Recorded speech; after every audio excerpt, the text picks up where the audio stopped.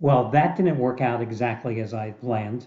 So yesterday here on the video report, I mentioned that although I liked both NFL games, I thought the best bet was actually in college basketball, where after hitting two straight raise the bar 20 dime releases the previous two nights, I decided to come with the fourth ever 30 dime play in college hoops in the past 21 years since I created this website.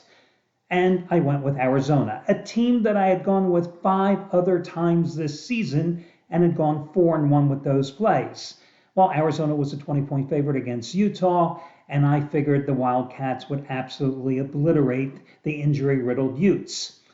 Well, it didn't quite, as I said, work out the way that I had planned, as Arizona only managed to win the game by 18 points. Now, of course, it would have helped if Tommy Floyd would have called me and given me the heads up that Arizona's starting point guard, who averaged close to 12 points a game and almost 5 assists, or almost 6 assists, was going to miss the game because of a non-COVID related illness. Yeah, that hurt a little bit. But really, let's face it, Arizona shot 52% in the game, which is kind of the norm for the second highest rated team in terms of scoring in Division I ball. But the Wildcats were 3 for 18 on their three-pointers, and that was game, set, and match. Now, of course, here on the video report, I gave you winners on the Bills and the Bengals. And I told you if it was not for that college basketball release, the Bills would have been a normal top-rated 15-dime release, and the Bengals would have been a 10-dime play if I had released them as premium selections to you as a customer. No coulda, shoulda, woulda from me. I don't look back. I don't lament the losses. I never celebrate the wins. I am not one of those guys that the next day will say to you, oh, I keyed the wrong game. I went 2-0 with the free picks. If you use them, God bless you. I hope you won a fortune. I'm not the guy who's going to be telling you after the fact that something was rigged. I'm not the guy who's going to tell you something was stolen. No. I went with Arizona. I lost the game. My sole focus today is making money, getting most of what I lost yesterday back. Now, for me, that's another raise the bar 20 dime release, my third straight this week, and that's on the night game between Kansas City and Pittsburgh. You know, I've said it many times over the years. Gambling, often it's like being a golfer. You hit a bad shot, you got to scramble back to get the par. And from there, you continue your round. Every day is a new day. If you do lament the losses, if you get too high after the wins, you lose focus. I see it all the time with gamblers. I see it all the time with handicappers in this business. And I've been in this business for 30 years. Yeah, 30 years. It just doesn't work. So with that being said, listen, I'm on a 36-16 run with complimentary plays. And let's take a look at the game between Dallas and San Francisco.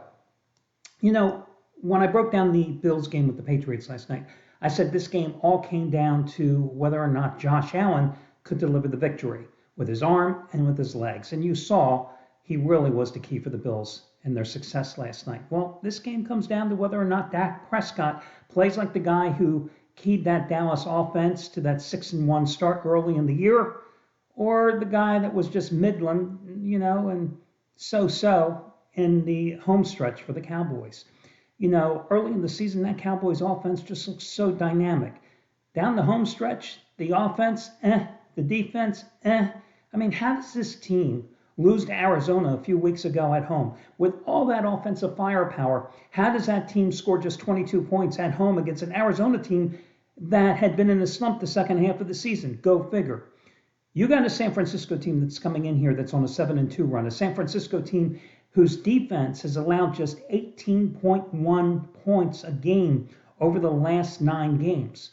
But San Francisco, even with Nick Bosa, 15.5 sacks, even with a team that has generated 15 quarterback sacks the last 4 games, and Nick Bosa only has 1.5 of those sacks in that 4-game stretch. Even with the San Francisco defense, it has the 5th highest pass rush rate at 46% in the NFL, according to the Next Gen stats. This is a San Francisco team that can be beaten because its quarterback, Jimmy Garoppolo, although he's played well here and held the 49ers offense together, You have seen his inconsistency as well. Now, the 49ers are going to try to run the ball.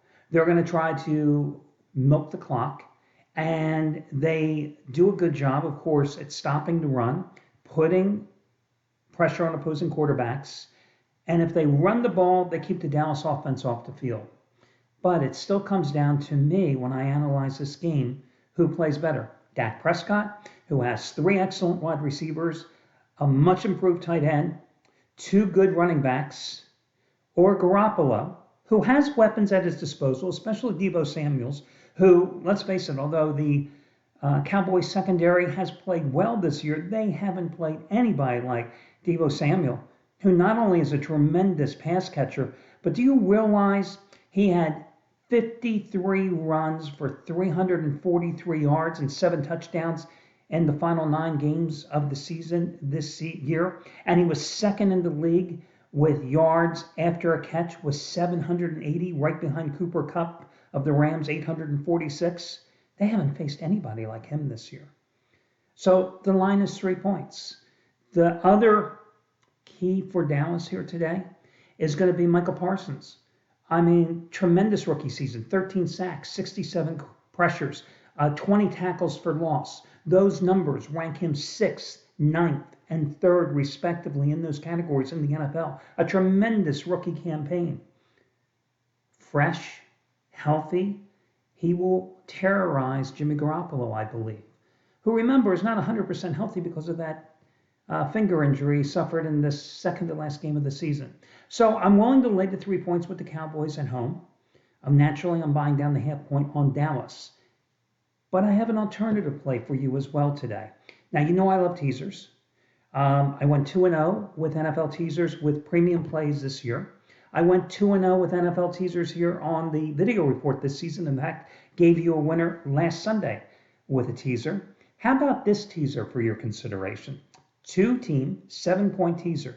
Tampa is a 7.5-point favorite at home against Philadelphia. I want to touch the game personally, straight up. I'm an Eagles fan. Naturally, I want to see the Eagles win. Do I think they can win? No. But you're telling me I can take Tampa minus 7.5 and make them basically a pick'em game at home? Yeah. I'll take Tom Brady over the Eagles at home and pick'em situation. I'm sold. And then you're going to tell me that I can take Kansas City down from 12.5, which is an all-time record in terms of the biggest point spread in the wildcard round, and I can take the Chiefs down to minus 5.5 at home against Pittsburgh, the same Steelers team that they kicked their asses just 21 days ago at home. Again, 5.5? Yeah, that's a 2-team teaser, I would bet. And if it wasn't for the fact that I have a top-rated side selection going tonight, I would make that a 15-dime teaser release. That's how much I like to play. And if I win that today and lose my side selection, I'm not going to be here tomorrow going, oh, damn, I won the complimentary play, but I didn't win this. No, I'm not that guy. You know that. So again, love the teaser. Kansas City minus 5.5. Tampa at virtually pick'em. So let's say minus 1. And the other complimentary play would be Dallas minus 3, and I'm buying down the half point. So that'll do it. Good luck, everybody, and talk to you again.